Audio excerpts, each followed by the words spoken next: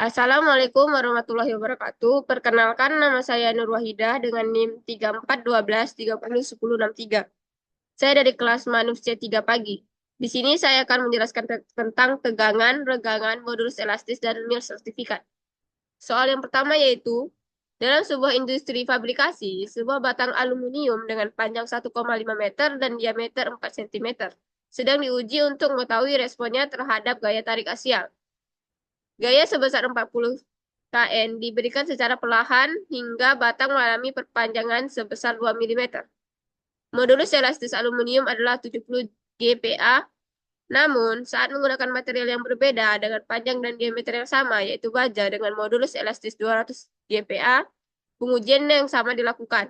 Akan tetapi, gaya yang diberikan pada batang baja adalah 40 kN, sama seperti gaya yang diterapkan pada batang aluminium. Hitunglah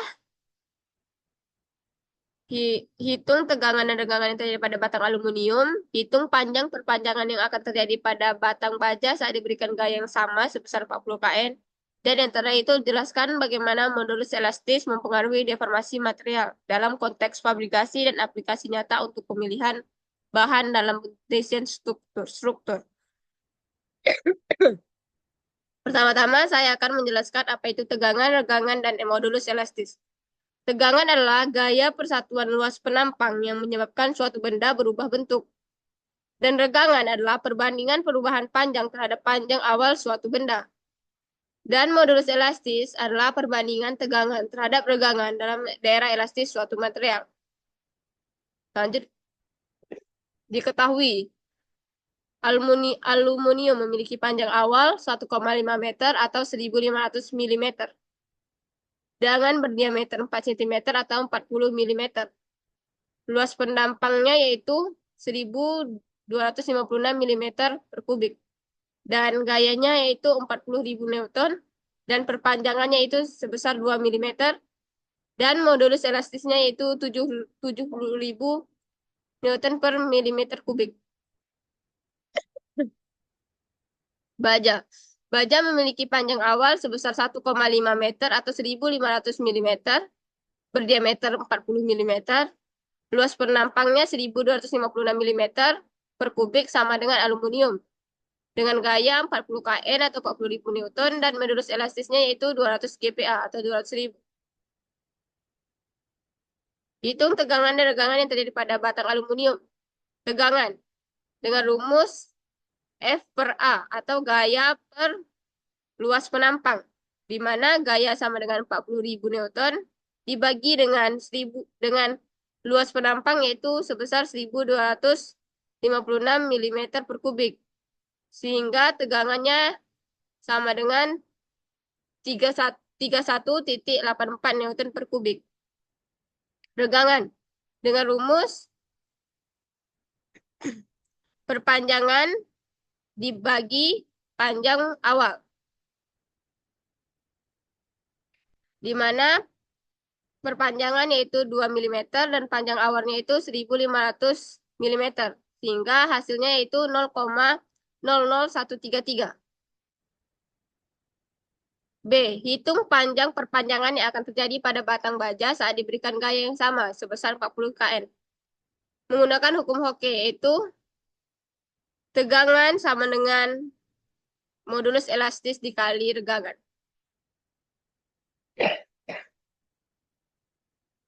Regangan sama dengan tegangan per modulus elastis sama dengan 3.184 Newton per meter per milimeter kubik dibagi 200.000 Newton milimeter per kubik sama dengan 0,000159. Delta L sama dengan regangan dikali panjang awal yaitu 0,000159 dikali 1.500 mm. Sehingga jawabannya adalah 0,239.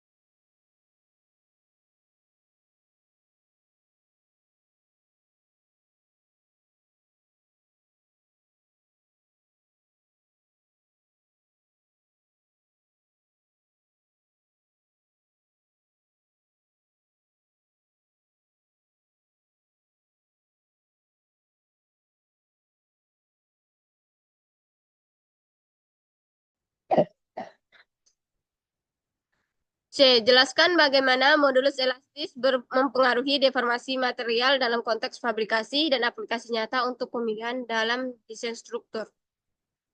Modulus elastis adalah ukuran kekakuan suatu material. Semakin besar modulus elastis, semakin sulit material tersebut untuk dideformasi. Dalam konteks fabrikasi, material dengan modulus elastis tinggi seperti baja lebih kaku, kurang mudah mengalami deformasi plastis, dan lebih cocok untuk aplikasi yang membutuhkan kekuatan tinggi dan kekakuan, seperti struktur bangunan dan rangka kendaraan. Material dengan modulus elastis rendah, seperti aluminium, lebih lentur, mudah dibentuk, dan lebih ringan. Cocok untuk aplikasi yang membutuhkan fleksibilitas dan bobot yang ringan, seperti bodi pesawat terbang atau komponen elektronik. Desain struktur. Untuk struktur yang membutuhkan kekuatan tinggi dan kekakuan, seperti jembatan atau gedung pencakar langit, baja sering digunakan karena modulus elastisnya yang tinggi. Untuk komponen yang membutuhkan bobot ringan dan fleksibilitas, seperti rangka sepeda atau bodi mobil, aluminium sering menjadi pilihan. Pembuatan mesin. Komponen mesin yang membutuhkan ketahanan terhadap beban tinggi seperti poros engkol biasanya terbuat dari baja. Komponen yang membutuhkan ringan dan mudah dibentuk seperti housing pompa sering menggunakan aluminium. Selanjutnya yaitu jelaskan hingga orang awam paham tentang diagram tegangan regangan dan aplikasinya dalam desain. Di sini saya akan menjelaskan tentang diagram tegangan dan regangan. Di sini berikut contoh gambar dari diagram tegangan regangan. Pada titik ini sampai ke titik ini, itu terjadi deformasi elastis. Apa itu deformasi elastis? Deformasi elastis adalah perubahan bentuk sementara yang terjadi pada suatu bahan ketika diberi gaya, dan akan kembali ke bentuk semula ketika gaya tersebut dihilangkan. Hubungan antara gaya yang diberikan, tegangan dan perubahan bentuk atau regangan, ini dapat digambarkan dalam sebuah kurva tegangan-regangan. Pada gambar di atas, bagian awal kurva yang bentuk garis lurus menunjukkan daerah elastis di daerah ini. Hubungan antara tegangan dan regangan bersifat linier. Artinya, jika gaya dihilangkan, ini bahan akan kembali ke bentuk semula. Di titik ini terjadinya titik luluh. Apa itu titik luluh? Titik luluh adalah titik di mana kurva mulai menyimpang dari garis lurus. Setelah titik ini, material mulai mengalami deformasi plastis. Daerah plastis adalah setelah titik luluh, kurva menjadi non-linier. Pada daerah ini, material mengalami deformasi permanen meskipun beban dihilangkan. Di sini adalah titik patahnya atau titik di mana material benar-benar putus. Selanjutnya, saya akan menjelaskan tentang MIL sertifikat. MIL sertifikat adalah dokumen yang dikeluarkan oleh pabrik atau produsen untuk menjamin bahwa material yang diproduksi memenuhi spesifikasi dan standar tertentu. Dokumen ini memberikan informasi penting tentang karakteristik material seperti komposisi kimia dan sifat mekaniknya. Komponen-komponen dalam MIL sertifikat biasa pada umumnya pada MIL sertifikat terdapat informasi produsen, di mana ada nama dan alamat pabrik, logo dan logo perusahaan. Yang kedua itu nomor sertifikat, di mana itu nomor unik yang mengidentifikasi sertifikat. Ketiga itu tanggal pembuatan, tanggal saat sertifikat dikeluarkan, deskripsi material, di mana itu ada jenis material, misalnya baja, aluminium, dan lain-lain, dan nomor standar seperti ASTM, ISO, atau EN. Nomor 5 itu ada komposisi kimia, presentasi unsur-unsur kimia yang terkandung dalam material, misalnya karbon, mangan, atau silikon. Yang keenam itu sifat mekanik, di mana terdapat nilai-nilai seperti tegangan tarik, regangan, kekuatan ulu, dan kekuatan geser. Yang ketujuh itu ada metode pengujian, metode yang digunakan untuk menentukan sifat mekanik dan komposisi kimia. Yang ke-8 itu ada hasil uji, hasil dari pengujian dilakukan pada sampel material. 9 itu ada pernyataan kepatuhan, pernyataannya menyatakan bahwa material memenuhi spesifikasi yang ditentukan. Yang ke-10 itu ada tanda tangan dan stempel. Tanda tangan dan stempel dari pabrik yang berwenang biasanya dari inspektur atau manajer kualitas. Berikut contoh MIL test report atau MIL sertifikat. Di mana di sini ada dimension, size, head nose, surface appearance, shape, pitches-nya, wax, full chemistry, qualities, mechanical properties, dan sebagainya. Sekian dari saya. Terima kasih. Wassalamualaikum warahmatullahi wabarakatuh.